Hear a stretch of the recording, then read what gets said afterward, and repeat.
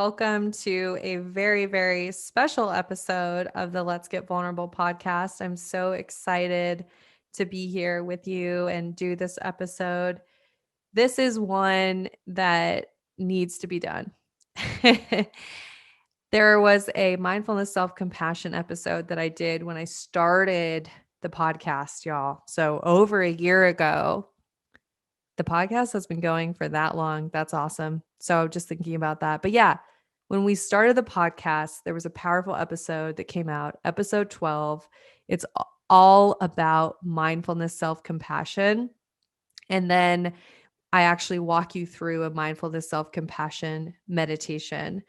Today will be mindfulness, self-compassion 2.0. We are going to revisit it. And I'm going to apply it to secure attachment and how to use mindfulness, self-compassion in your dating life. So, very high value episode. I will also say this, you can still use mindfulness, self-compassion for every area of your life, no matter what.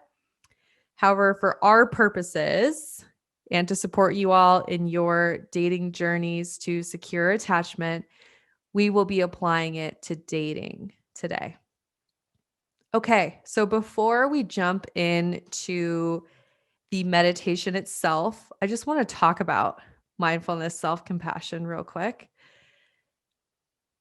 2 words. Well, 3, but mindfulness, self-compassion. Mindfulness, self-compassion. Mindfulness is that practice of being aware of your thoughts. How many of you are aware of your thoughts? Are you tuning into what you're thinking? Do you know the quality of the thoughts that you're having? Are you aware? Are your thoughts helping you or are they hurting you?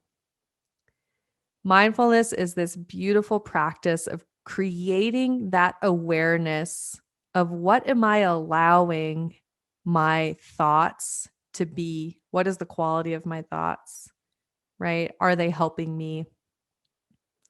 Can I find the space in between my thoughts where I'm still and there are no thoughts, right? That's that whole meditation, clearing your mind, being completely thought free. That's not what we're talking about today. And that is actually an incredibly hard practice. And if you're new to mindfulness or you're new to meditation, I would recommend starting out with guided meditation, with mindfulness, self-compassion, with meditations that have you visualize. When you start out and you try to just say, okay, I'm not going to think about anything, I'm going to clear my thoughts, that's a really rough introduction to mindfulness. All right. So awareness of our thoughts is the mindfulness piece. Self-compassion. Self-compassion. This is a huge, huge piece. What am I talking about when I say self-compassion? Yes, being kind to yourself. Absolutely treating yourself like you would treat someone you love. Having compassion for who you are, for where you're at, for whatever experiences you're having in the moment, right? In the moment, identifying your state, identifying your emotions, identifying whatever you're struggling with, and meeting yourself where you're at and having compassion for that experience. Right? So acknowledging if you're feeling tired or worn out or overwhelmed or sad or stressed, right? That self-compassion. What is my experience? How can I be kind to that experience? What happens is most people don't do the mindfulness part. They have no awareness of how they're feeling. They're numbing, they're busy, they're going about their day. They're watching TV, they're drinking a lot of alcohol, they're doing all these things. So they actually don't have awareness of what they're feeling, right? So then they don't have the compassion because they don't really even have the awareness, and on goes the numbing hamster wheel. Okay. But you're here, you're listening to this podcast, you're dedicated to improving your relationship with yourself, your relationships with others.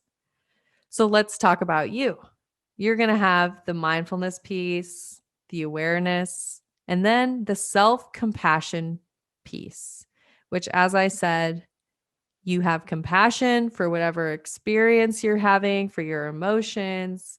You're meeting yourself where you are at. Okay. Here's a part of compassion, of self-compassion, that people don't talk about. You may already have known that first part. The second piece of self-compassion is, how do you align with the version of you that is your best self? And when we apply this to relationships, I'm asking you, how can you realign with the securely attached version of you? What would it look like for you to realign with that securely attached, self-compassionate version of you? And self-compassion is also followed by behavior change. It's followed by action. It's not enough to say, oh, wow, I feel stressed, I feel sad, I feel anxious. That's so hard. And acknowledge how you feel. You then have to say, what do I need?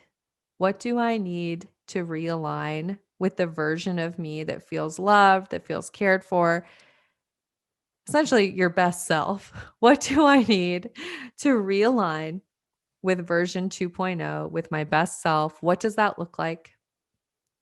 How can I have the behaviors, the actions that support that version of me? Okay. So, mindfulness, self-compassion, we're talking about, what does it look like when we're applying this to our dating lives, to our relationships? Okay. So, the first thing is the awareness, the mindfulness, right? You have to be aware. You have to know what's going on. You have to know what your thoughts are, what your behaviors are, how you're showing up. We have to create awareness of your past, of your present. Without awareness, it's really challenging to shift. So we have to connect to our current experience, our past experience, bring that awareness, right? And then comes in the self-compassion piece. So I have kindness, I have empathy, I have understanding. I have understanding for those past behaviors or those present behaviors or ways of being. I have compassion, understanding. And I'm asking myself, what does it look like to realign with the securely attached version of me, my best self? What is required? Okay. So I want to walk you all through a meditation where we do just that. Let's do this. If you're driving in your car, maybe don't close your eyes. Okay, don't close your eyes if you're driving. But if you can, and you're at home, maybe you are in a comfortable place where you can have privacy. Hopefully, maybe you have a salt lamp. I have a little salt lamp here. Maybe you have candles. Whatever it is, get into a place where you can practice this mindfulness piece, this awareness piece. And what I'm going to ask you to do is go ahead and roll your shoulders back. Just like roll them out, release any tension. Maybe it's stuff from the day, stuff from the week, whatever. Let it go. Come to this moment. Be present here in this moment. And like I said, I'd invite you to close your eyes if you can at the moment. And let's go ahead and take 3 deep breaths. We're going to breathe all the way down into our stomach.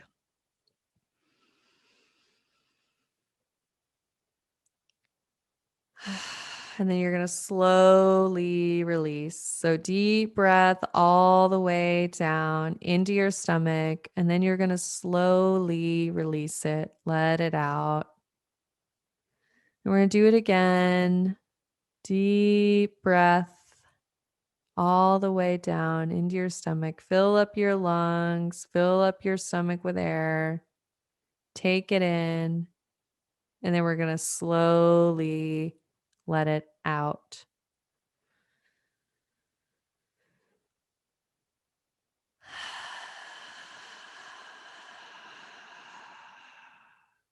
Okay.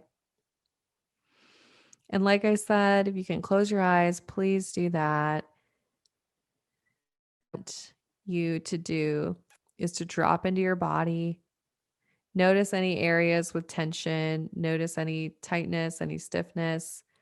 How can you release that? Let it go. Relax.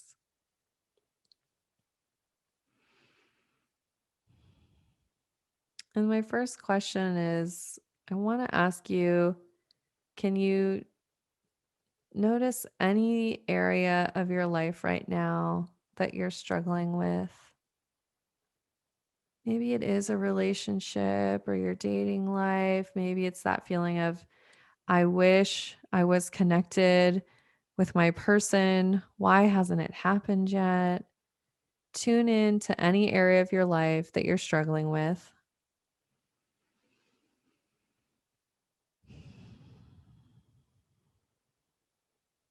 Whatever feels hard in your life right now.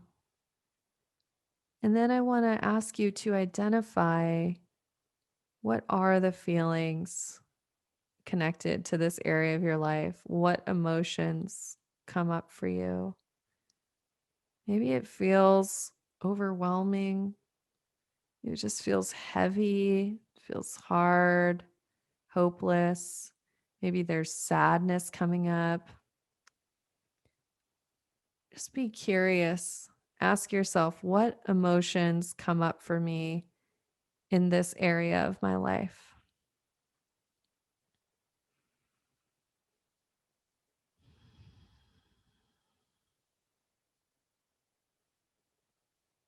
And just you can say to yourself, this feels really hard right now.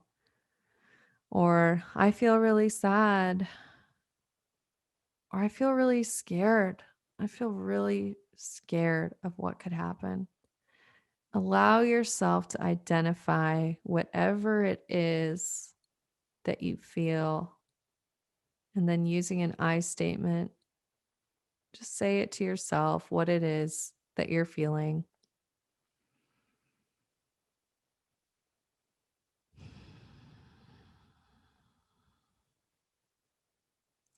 And now I would ask you to picture someone you really care about, somebody very close to you.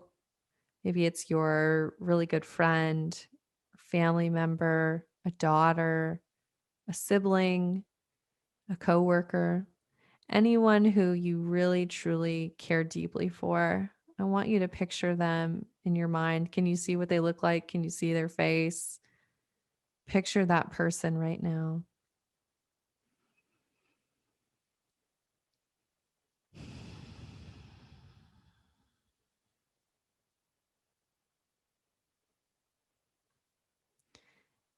And then I want to ask you, what would you say to that person if they were struggling with what you had identified earlier?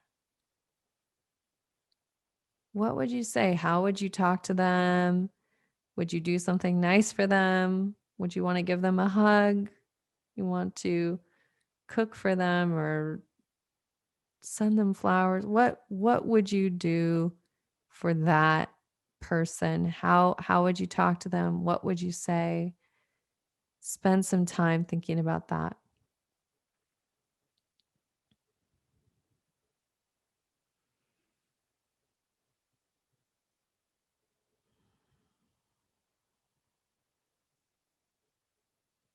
How would you make sure they felt supported and that they were getting what they needed? What would that look like?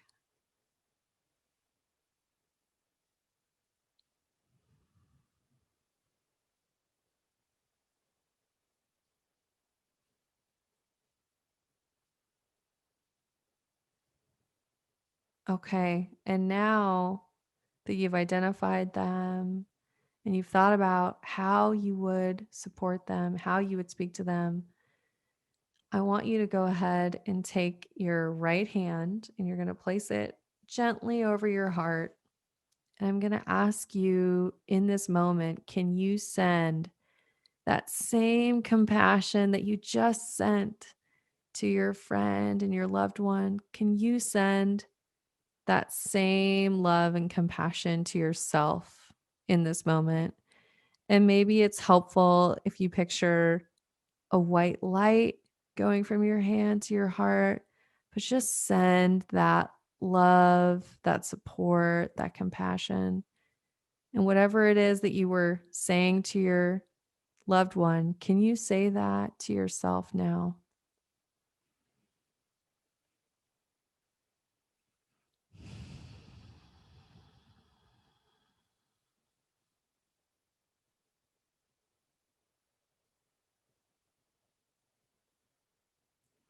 And then I would ask you, can you take it in? Can you really allow yourself to take it in? Take in that support, take in the compassion, feel it as you accept it and allow yourself to feel loved and feel supported.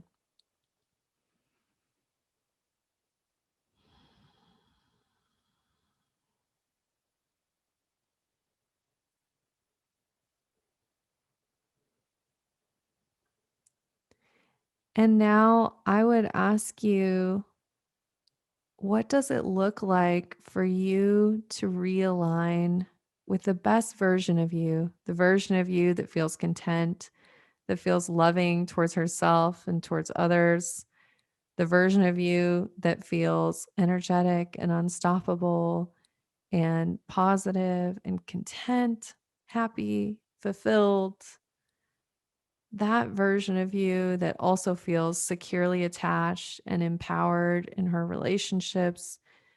What does it look like for you to realign with that version of you? What is it that you need to do?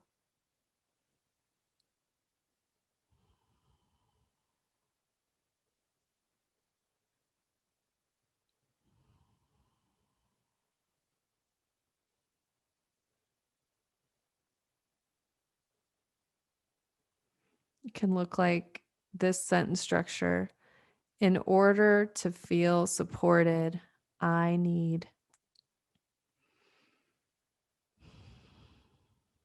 right? In order to handle this the way I want to, as my best self, I need.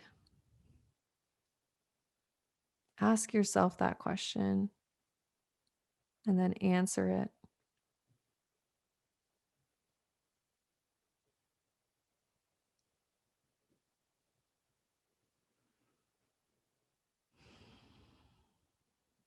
Give yourself so much gratitude right now for showing up for yourself, for taking time to build that awareness of what's going on internally and taking the time to send yourself that compassion and then to check in with what do you need to move forward and feel supported so that you can realign with that best version of you.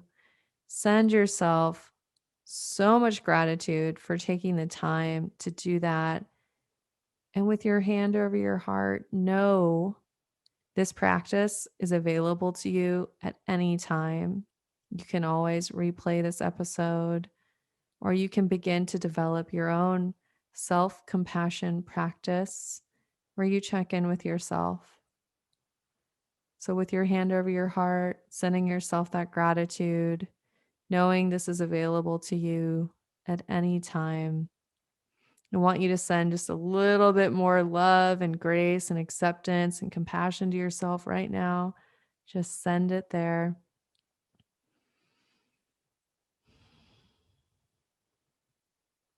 And allow yourself to breathe deeply into your stomach. taking in whatever you need from this practice, allowing yourself to take it in.